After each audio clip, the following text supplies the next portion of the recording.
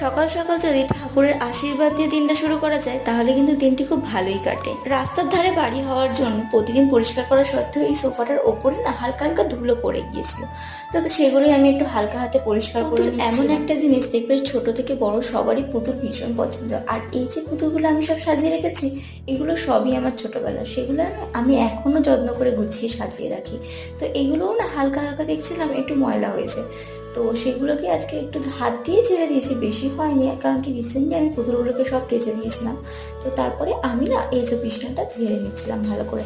আর দেখবে সবসময় বিছানাটা টান টান রাখতে কিংবা পরিষ্কার রাখতে খুবই ভালো লাগে। আর এই তো আজকে বাইরের ওয়েদারটাও আমাদের জানলা থেকেই শেয়ার করলাম, কেমন লাগছে অবশ্যই কিন্তু জানিও। বিকেলবেলা পিসি আমাদের বাড়িতে আসায় আমি 3 কাপ চা বানিয়ে নিয়েছিলাম আর সাথে টোস্ট বিস্কিট দিয়েছিলাম। আর এই যে পিসি এখানে সোফার মধ্যে বসে রয়েছে আর মা এখানে বসে বসে আমরা সবাই মিলে গল্প করছিলাম। তো টাটা।